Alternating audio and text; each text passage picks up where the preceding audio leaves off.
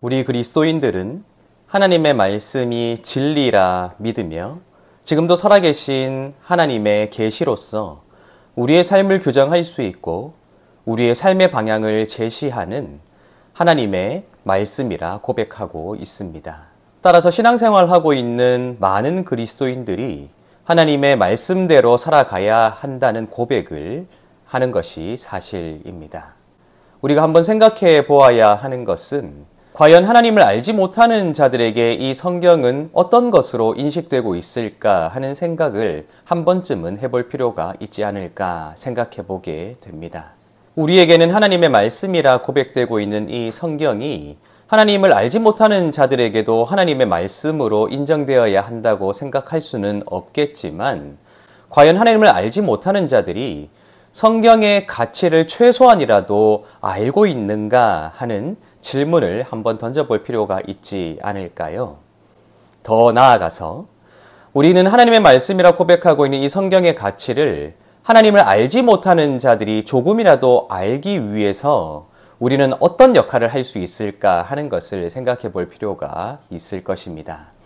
오늘 우리는 에스라서 7장 11절부터 26절까지의 말씀을 읽게 될 텐데요. 이 말씀에는 제사장이자 율법학자였던 에스라가 이제 페르시아 왕의 파송을 받아 예루살렘에 이르게 되는 과정을 기록하고 있는데 놀랍게도 페르시아 왕이 이 하나님의 말씀인 율법을 어떻게 묘사하고 있는가 하는 것이 기록되어 있습니다. 너무 길기 때문에 제가 부분적으로 읽어드리도록 하겠습니다. 먼저 7장 11절부터 14절까지입니다. 여호와의 계명의 말씀과 이스라엘에게 주신 율례 학자요 학자 겸 제사장인 에스라에게 아닥사스다 왕이 내린 조서의 초보는 아래와 같으니라.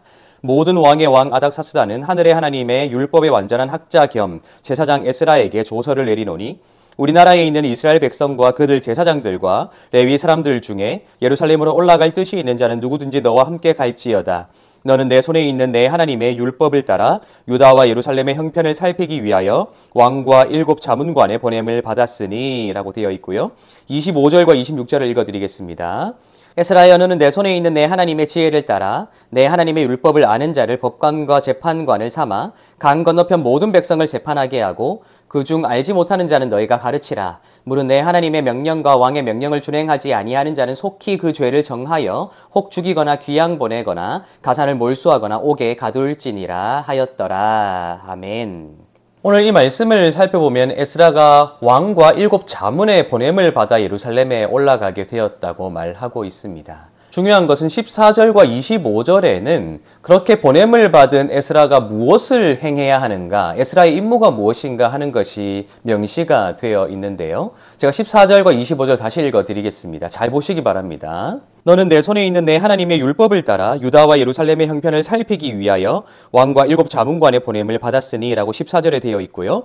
25절에는 에스라여 너는 내 손에 있는 내 하나님의 지혜를 따라 내 하나님의 율법을 아는 자를 법관과 재판관을 삼아 강 건너편 모든 백성을 재판하게 하고 그중 알지 못하는 자는 너희가 가르치라 라고 되어 있습니다. 또한 하나님의 율법과 왕의 명령대로 행하지 않는 자를 어떻게 처벌해야 할 것인가 하는 것이 기록되어 있지요. 여러분 오늘 이 말씀은 단순히 왕의 명령이다라고 치부하고 넘어갈 것이 아니라 그 당시 아닥사스다, 아르타크세르크세스이죠. 페르시아의 왕이 하나님의 말씀인 율법을 어떻게 대우하고 있는가 하는 것을 나타내고 있습니다. 결국 하나님의 말씀인 율법에 따라 그 땅을 살피기 위하여 보냈다는 것은 페르시아 왕이 생각하기에도 또 자문관들이 생각하기에도 하나님의 말씀에 따라 그 땅을 살피는 것이 자기들에게도 도움이 되기에 또한 건전하기에 또한 바람직하기에 그것을 기준으로 그 땅을 판단해야 한다 또 재판해야 한다 하는 것을 말하고 있다 하는 것입니다. 여러분 저는 처음에 여러분들에게 질문 드렸지요. 우리는 성경을 하나님의 말씀이라 고백하며 읽고 있지만 하나님을 알지 못하는 자들에게 이 성경은 어떤 가치가 있는 책으로 받아들여질까 하고 말입니다. 우리가 반드시 기억해야 하는 것은 세상 가운데 하나님의 말씀의 가치를 드러내기 위해서는 그 말씀대로 살아간다고 고백하고 있는 우리의 삶이 너무나도 중요한 기준이 될 수 있다 하는 것입니다. 하나님의 말씀대로 살아간다고 고백하는 우리의 삶이 세상 사람들이 보기에 아름답지 않다면 그들은 하나님의 말씀조차도 가치 없는 것으로 여기게 될 것입니다.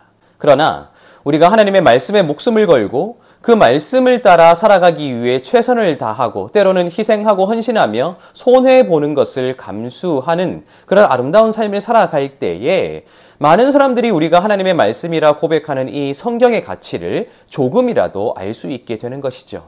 성경의 가치를 따라 살아간다는 그리스도인들의 삶이 아름답기에 그들도 성경의 의미를 또한 가치를 조금이라도 더듬어 알 수 있게 된다 하는 것입니다. 에스라는 하나님의 말씀에 따라 그 땅을 살펴보기 위해 또 그 땅에서 재판하기 위해 보냄을 받았습니다.